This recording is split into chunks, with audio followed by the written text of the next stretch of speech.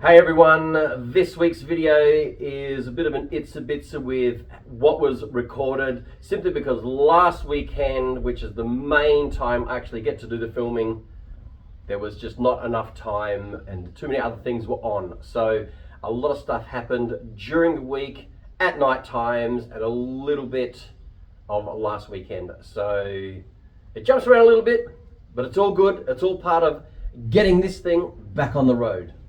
Welcome back to the channel, and we're on part 7 of the C200 rebuild. One of the things that's going to happen during this episode, and basically what we're going to start with, is prepping for paint. And when I say that, I mean what I need equipment wise to paint. We're not going to be sanding panels yet. We should be replacing the seat cover. And talking quickly of the seat, in the previous episode I said that it looked like a really dark grey at the top half of the seat. But the actual seat itself that you sit on is black. And it just came to me because the passenger's seat is the same. And I've worked out that, of course, the top parts of the seat, depending on where the car's been parked all this time, and for the last, well, it's a 2013, so it's the last 12 years, is the sun is blaring through and has lightened the top halves of the seats, while the bottom halves being sat on and obviously being mostly lower in the car have not been affected by the sun, hence the different colors. So when the new one comes, I'm hoping it's not going to be too much of a standout issue against the passenger's one, but we'll find out when we go to put it on. So you'll know from previous episodes that I had a 50-litre direct drive air compressor, and it did not have enough grunt to run a 90 psi little hand sandblaster that I had, and I needed to upgrade, and I did get a bigger compressor. It was a much older one because tight on money. I need to prep that when I go to paint, there is no water coming through the lines. That is one of the most important things. I don't have the money to be able to go and set up a huge drain system with 10 meters of solid line on the walls. So I have got a oil water separator that is going to go onto the air compressor. I've just gone and bought some fittings today to make that happen. The air compressor is here, so we're going to have a quick look at what it is that we need to do, and that's going to be the first part of this video, and then we'll see what else we get done. I know that hopefully we'll be also on the seat and then getting ready to get it safety inspected, and then as soon as that's back, we are sanding and painting, baby. So off with the air hose off the wall. Now these are 1/2 inch to 1/4 inch reducers because I bought the wrong port size. Anyway, thread tape on, screw those in nice and tight. Put in the 1/4 inch barb fitting so that I can join the hose, because that is the inlet, that is the outlet. And I do have a 90-degree elbow on its way. Pull the red plug out where the pressure gauge is going to go. Thread tape on, screw it in, tighten it up into the straight position. That is everything together. Now, a couple of Tech screws, put it on the wall, right above where the compressor is going to sit. Get it in place, and now I just need a short bit of hose to go from the compressor to the inlet of the oil water separator. So that's what I'm doing here. Just heat it up to soften up the hose. Yes, there are no hose clamps on there, but I did put them on afterwards. Now that that's in place, I put a pen mark on and I cut the hose down to the right length, and then I've done the same here and join it to the inlet. Right team, we're back in the workshop. I'm going to get this center console trim out. I have looked online and there's quite a few videos there on how to do it.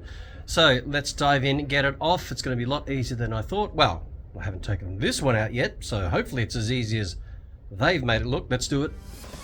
The car's going to be put in neutral first, which is going to need the key on.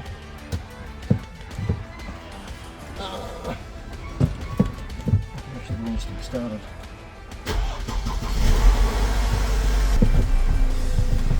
neutral, turn the car off. Then we lift this off. Bring that up. And under here, you twist this little lock nut and pull that off. Simple as that. Then this trim here simply pulls off. And undo these tabs. And that is it out. Just going to see what's involved in taking this out so we can work on this.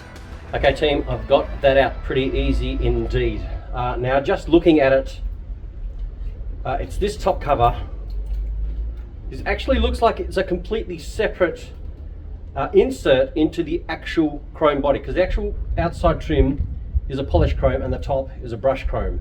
And that's what's lifting. That's the bit that I wanted to change. So I'm wondering, there's no screws underneath. I am just wondering if that is just a glued on part. Because what I did order ages ago, and it came in, and I was disappointed because I thought it was a replacement trim.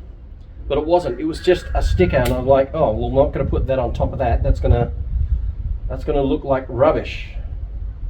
And then I actually put it over the top. It's not exactly the same anyway. So that doesn't help the cause. Yeah, no, it's not the same. Not exactly the same. So I was thinking, oh, if that insert comes off, then this could go in, but that is not going to work, because it's not exactly the same shape at all. Close. Not exactly the same. So I'm just going to see if that can come out, and if it can, then take this cover that's actually peeling off and see if we can fix it up. I have a determination to change these things if I can. And I've pulled apart many things growing up as a kid right up to an adult. I always find something on my desk at home that the kids want fixed. So this is no different. And exactly as I suspected, this thing was going to come off. So first of all, I started with just taking some of the brushed chrome covering off. As I suspected, it is a top trim. There is one on top. I got a knife under here and I've been able to start to go around it. So that is what we're going to do now, is keep going around, see if I can get this off. I'm not sure if this is screwed down because it's just these two little lock lugs that are on the side for the display and the economy and sports switch are not just popping out. So I'm not sure if there's screws or something else holding it in, but I'm going to try and get around to this and just see if it'll lift off without breaking it. And maybe there's something else holding this in, or maybe it's just glued.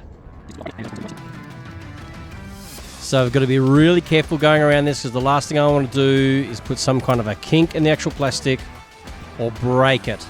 So bit by bit, lift it up and look at this.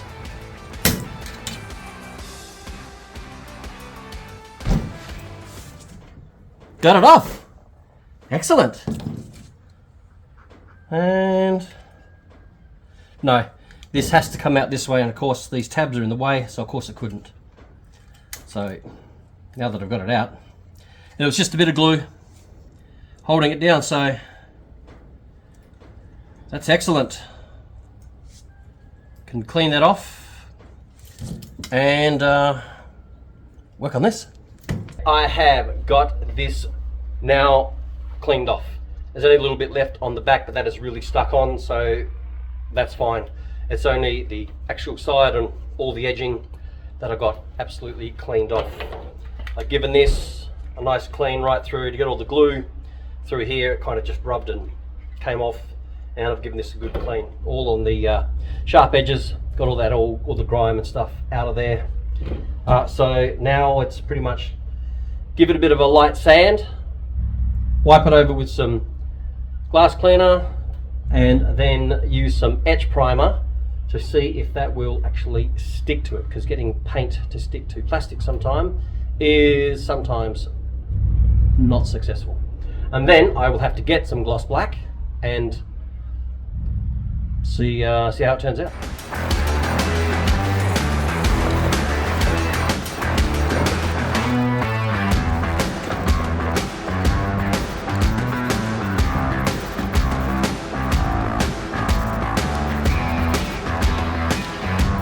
Back in the workshop, Callum and I are in here, and I want to see if I can get this done. Look, Mum, I'm on TV.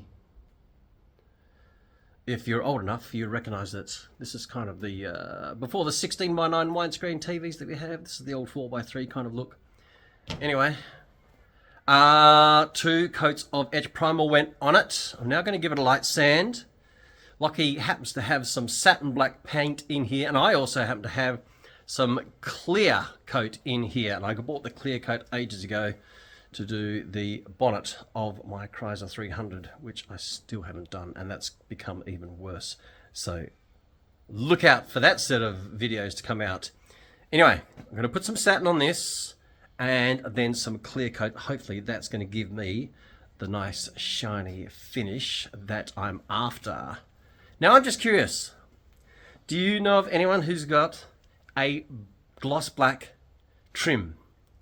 Because other than buying the crappy stick-on one, which what I got, and I didn't realize it was a stick-on. I thought it was an actual replacement trim, but it's not. Anyway, do you know of anyone who's got a different color one of these compared to the standard brush chrome that they came out with? Throw something in the comments and let me know. In the meantime, let's get on with this. So I very recently, about 3 or 4 weeks ago, went and did a half-day car painting course, which also included a little bit of minor dent fixing. So I learnt a lot in a very short period of time, and of course it doesn't make me an expert, but it's going to make a difference, and it helped me just with painting that simply. Now, on to taking this little side emblem, which said, well, it was off a diesel car and it's blue efficiency. So that badge has to come off. Again, I've checked out how to do these things online. Everyone's heating them up. I've got my plastic pry tool, and watch this.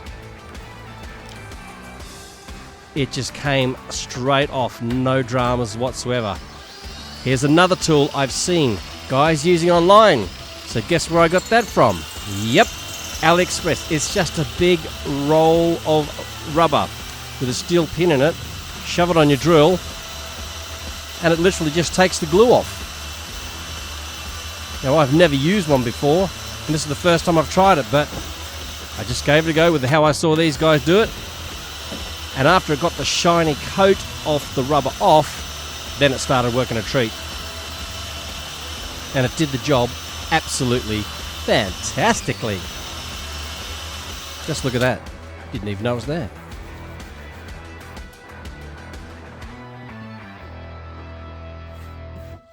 Well, I am going to try something because I can't afford to pay someone to do it. And that is pull out some minor dents myself. Now, in saying that, I've bought this AliExpress pull dent kit, and I'm going to try it out. Now, again, like most things that I do, I've checked them out online first, and I thought, that doesn't look overly that hard.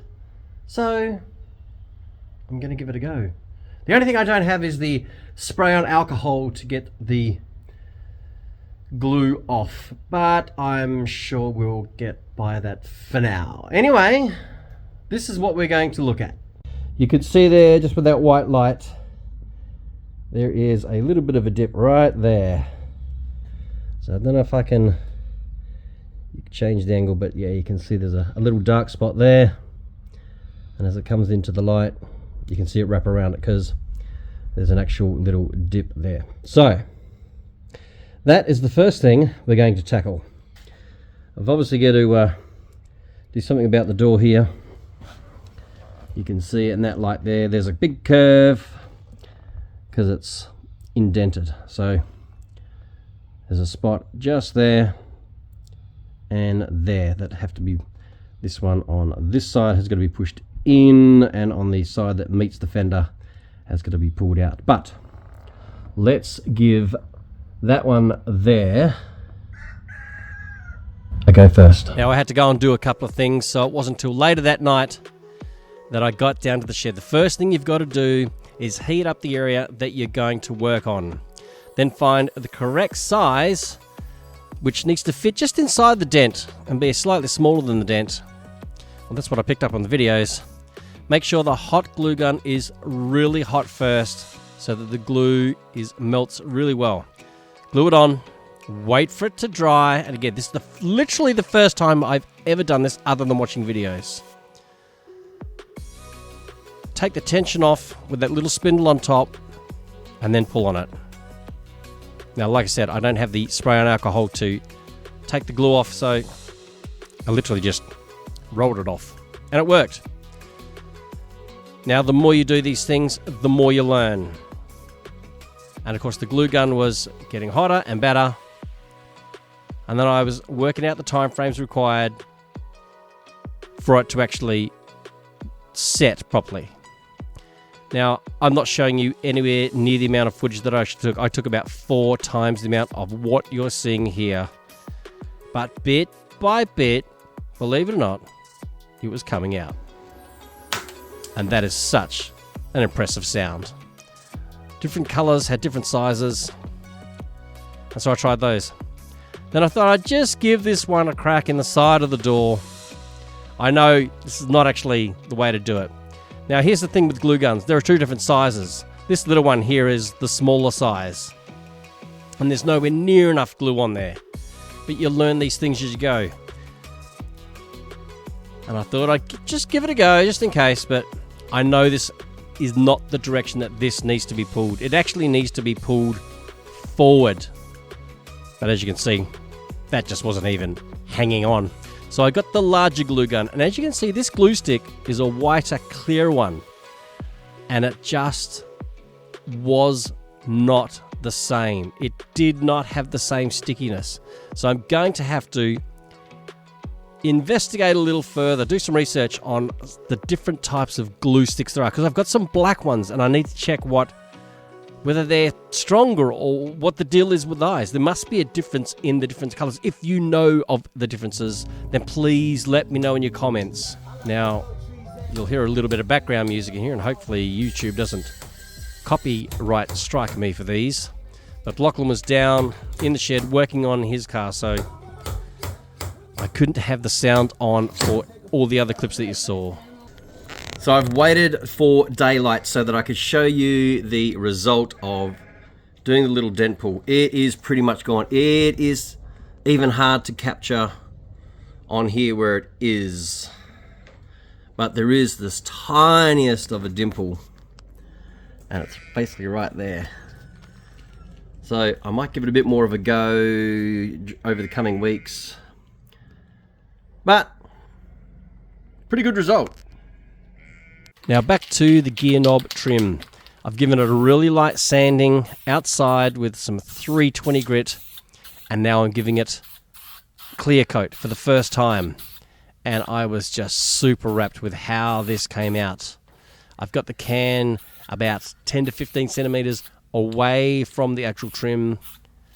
As you can see, it's being held by the vise with a tiny little tab that's underneath, which is really good, which means I don't have to hang it or hold it because it's better off laying flat like this. I am absolutely super wrapped with how this has come out. It has come out just fantastically after 3 or 4 coats of the black just to get it smooth, because there were quite a few scratches. In the plastic, when I took the top cover off and then painting it, giving it a light sand, repainting it a few times, and this has had 2 coats of clear. There's a couple of tiny bits of dirt in there, so what I'm going to do is give it a really light sand to get those bits out and then give it another clear coat and pretty much leave it till tomorrow before I put it in, so the clear coat can really harden. But That's going to look absolutely awesome. So please leave a comment. Tell me what you think, because I haven't seen one. I've been looking online to see if, I mean, you can't buy these like this. Like I said, I bought that black one thinking it was a replacement, but it was just a sticker to go on top, and it was not the perfect shape at all. So doing what I've done, I'm super happy. Basically, this is a custom trim for the inside of the Merc C200, and I don't think there's another one out there like it, but if there is, leave me a comment and tell me. All right, let's sand, clear coat, and get on with it. So again, using a bit of 320, I'm giving it a really light sand to just get at the imperfections, and then it's going to go back in the vise and it's going to get sprayed again. Now, do you remember this from last week? Yep, that was the cracking sound of the rail underneath. You learn these things as you go. Anyway, something else that I now have to fix. Now to take this plastic rail out, there's two bolts. There's one this side and one on the other. And as you can see, there's not a lot of room to get into them. But, got to get in there, undo them, glue it back together, and put it back in. We'll slap me sideways into next week. I broke another one of these while trying to get the little plastic bits. Fell into the seat, and while turning the seat around, snap! All part of the fun learning curve, isn't it? So I've got to glue those together, and this is from one side, so that's cool, and then the other side is in two pieces. So I've got to get those back together. And onto there. The other end at least is just one piece. This has been glued, sat and dried for a couple of hours while I absolutely vacuumed the buggery out of the mat that comes out of the boot, because it has just got so much tiny little fine bits of hay all the way through it. Now let's put it back onto the seat. That is the rail back in. Nice and sturdy. Back in the workshop, it is late on Thursday night. Tomorrow morning, 11 AM, the C200 has its safety inspection booked. The driver's seat, the passenger seat, both need to go in. I need to put the trim back on the chrome trim and put that back around the gear knob and put all that back together. I've got to put the side skirt clips back in to hold that. I've got to put one single bolt in the back of the fender. That's got to be done. And, well, I've also got to get the wheels off, which means I'm going to jack it up, put on stands, because the wheel arch linings need to go back in. And I do have the brand new front half right hand side wheel arch from Mercedes Benz. So I've got to dive, get all that done tonight, because I don't have time tomorrow to get it done. So let's dive in.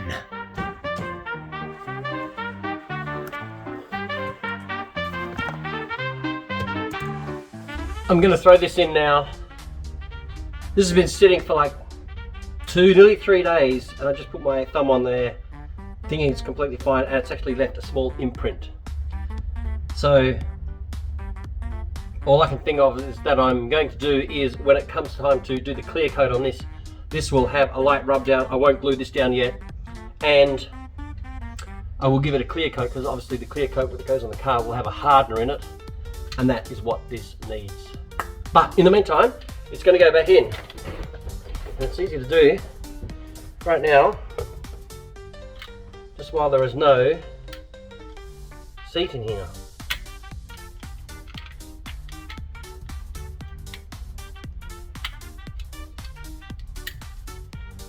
Uno, duo. I can literally just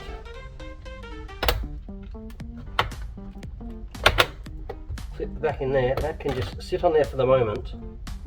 This cover can go back on, and I think it was facing this away.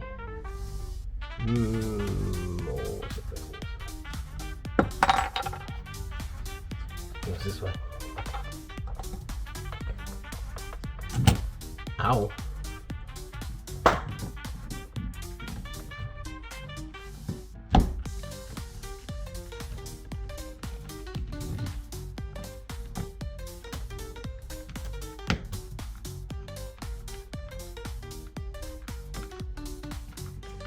There. Ah.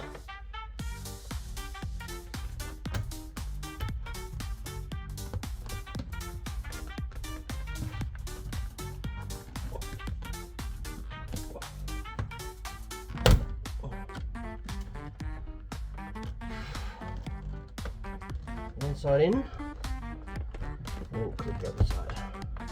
Like that. It's even holding the black trim down anyway, but not fully. But look at that! Ah! That looks just awesome! Woo!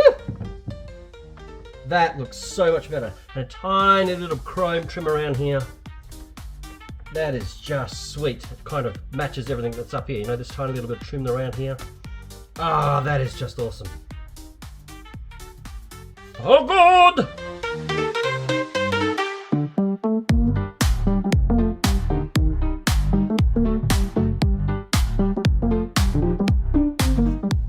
Short ones go on the front, long ones on the back.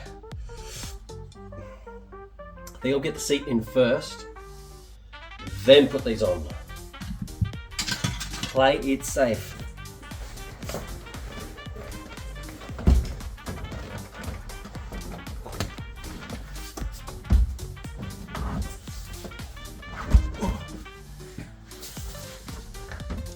Why don't I work out how to take it out like that? Now, just got to get the back in place. Pretty slow grip. Back with the guides on, as I say, long ones at the back, short on the front. This is this side. 1, 2,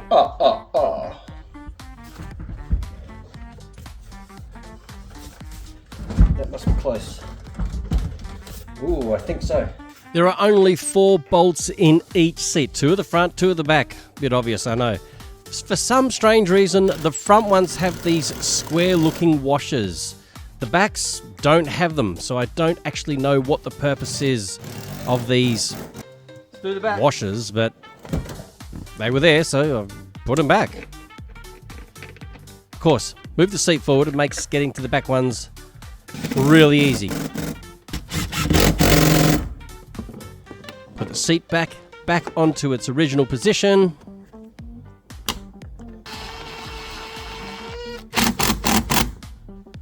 And then in with the driver's seat. This was not as easy as I was hoping it was going to be. Steering wheel just got slightly in the way. And I did ever so slightly scratch the steering wheel.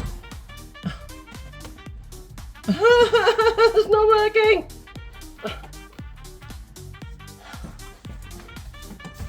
Oh.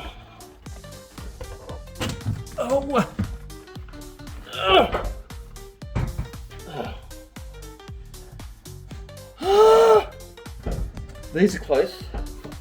There's little guide pins in the back of each rail and a hole in the frame for the seat to guide to go into and be in the right spot. What I'm going to do is put in the front bolts and then loosely, then I can lift the back up, it won't lose its position.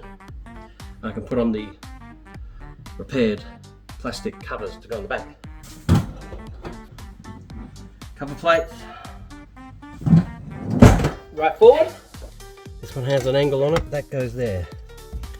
This one goes here. Let's get these on. Slide on, have a little clip, goes there. Do this one while it's up. Please just clip on. Oh yes. And just line up. Yes, okay.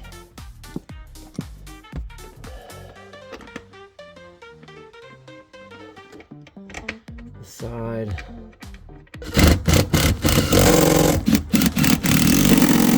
Okay. I've disconnected the battery.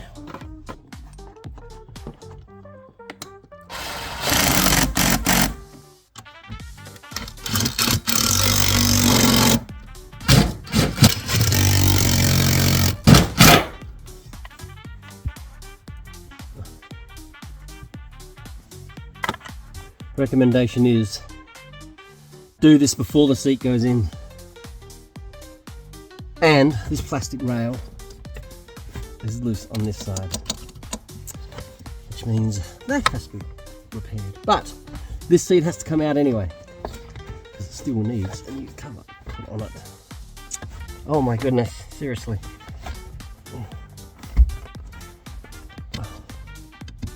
Oh, I got it. Yep, I even heard it click. Great success! Far out, that took just way too long to put in those two seats.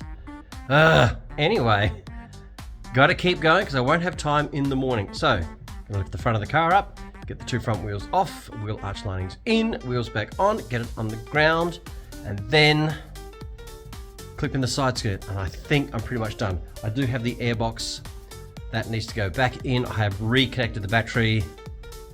That should be it. Anyway, let's get on with that.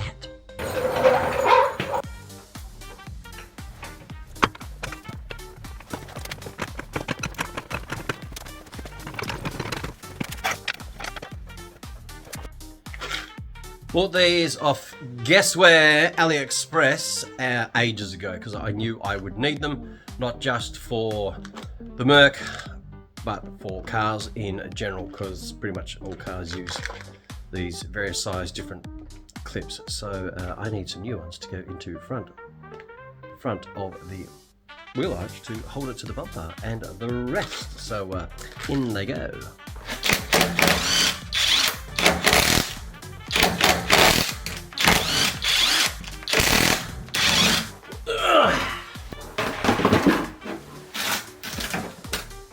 Original back half of the wheel arch, all cleaned underneath ages ago. Now with a couple of spiders flying around. This side could have been done with a bit of a clean. I'll give it a quick wipe. And here is brand new spanking one. Look, it's so nice, so clean. 180 bucks just for a bit of plastic. Hey, really? Anyway, had to have it. Now, one's gonna go, there we go. One goes in on top of the other one. That has a little twisty clip, which means that's gotta go on top of that one, which means this has to go in first. Ay, ay, ay. Oh. I haven't got the bumper sensor lights and all that plugged in as yet. And there's a clip sound, lovely.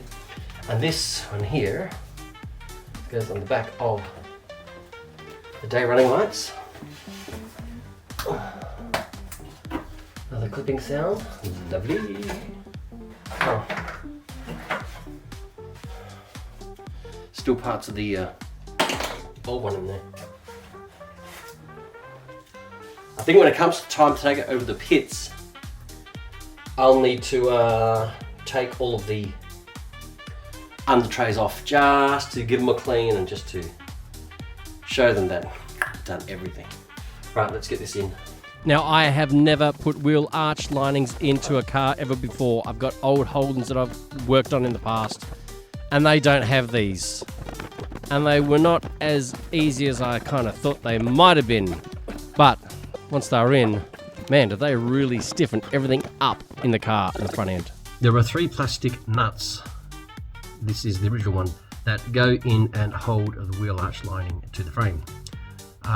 There's nothing wrong with them, but I bought new ones thinking they're pretty much close. They are still 10mm and they are the right diameter. They're just a lot taller. These are nice and shiny, and these will actually basically just about only have a tiny amount of the thread protruding. So I'm going to go with these just for now and make a final decision once she's all painted and going back together for the last time. But in the meantime, throw these in and get this finished.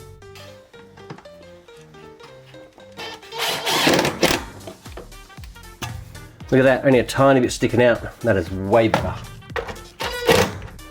Here it is. These next one now. Aha! Look at that, holding it lovely. Yep. C20s. That's what they are.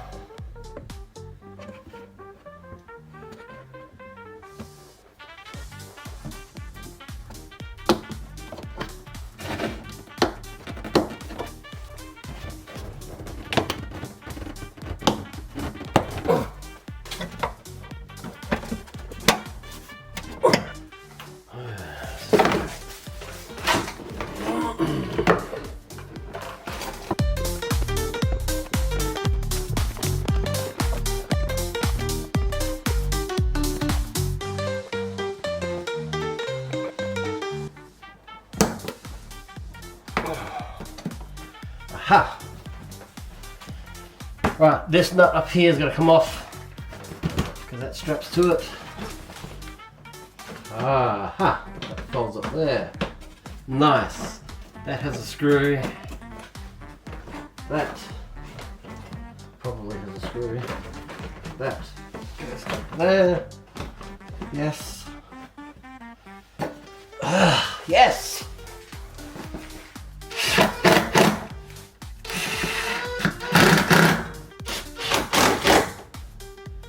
Bingo!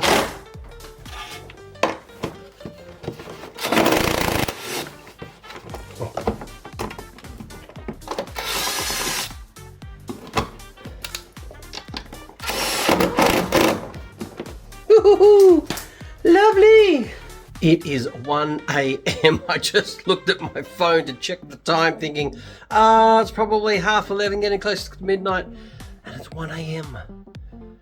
I've got the wheel arch back in, everything's in place. I put all the clips under the trim back in.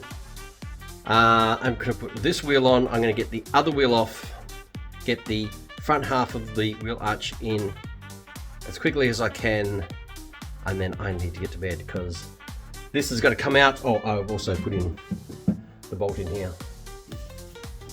Not lining up as good. I have to play with it when I get this fixed. Anyway. Gonna get the other wheel arch in. I need to get this out in the morning, give it a quick wash because it is just extremely dusty in here and there's just dust all over it, and then get it inspected. Right, let's hurry up and get this done.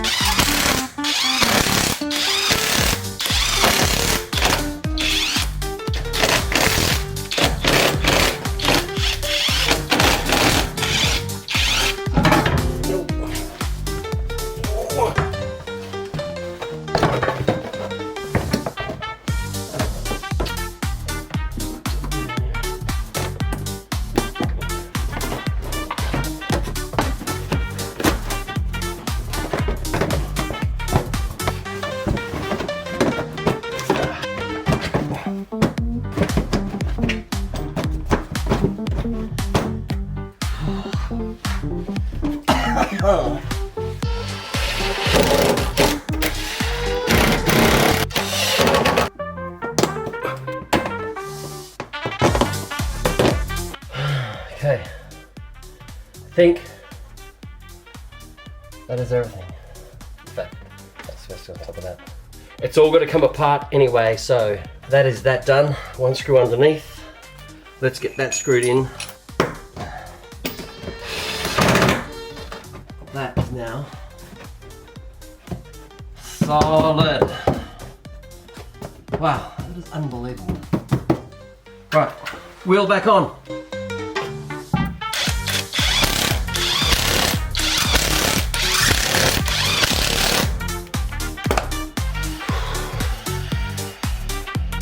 Job done. Right, let's get it down on the ground. Might as well just put the airbox in, and that is it. Done. A quick update. This morning has not gone well at all. This car has started every single time, and of course the morning I need to take it to go and get it inspected, it wouldn't start. There was just nothing. Turning the key and nothing happened. I'm thinking, do I have to reset something because I've had the seats out? And anyway, the battery's flat. I've tried charging it. I've tried jump starting it, and it's just not enough. I've just gone and spent $300 on a battery I can't afford. And I'm supposed to have been at the inspection place half an hour ago. So I need to see if this starts and then get on the way there, because I've rung them and said I can be there by 12, which I'm hoping I can. And it's now 11:30. Back from the WOVR inspection, and unfortunately it didn't pass. Everything I did was right as rain, happy days, no problem. The one thing they checked, which I didn't know to check, is the wheelbase measurements, and that means they measure the center of the rear wheel to the center of the front wheel, both sides, and they should be the same distance, or they're allowed to have a variance of 5 millimeters. There was a variance of 10 mil with the driver's side. So the driver's wheel is slightly back, so it might be a control arm. It could just need a wheel alignment because the steering wheel was not exactly straight as it was driving. So I've got to get that. They've got all the paperwork, and they said literally I just need to get that fixed, come back. Once that's fixed, they'll pass it and then send on all the paperwork and the findings to the DOT. That's the Department of Transport if you're not in Australia. So I've got to get that done before I can then basically move on. But anyway, I can't do that now, totally out of time. It's been an absolute scramble of a day. I've got to get ready for a gig, and I need to do a couple of things for the wife. So in the meantime, please like, please subscribe. Thanks very much for watching the videos. I want to get to a milestone of 1,000 subscribers by the end of the year, and you can make it possible. I know that lots of people watch the videos but don't actually subscribe. I need 1,000 subscribers and 4,000 watch hours before I can monetize the channel, and that is exactly what I want to do. So please help me out. Share the videos with people who you know like seeing these kind of car rebuilds, and help me out. See you on the next one.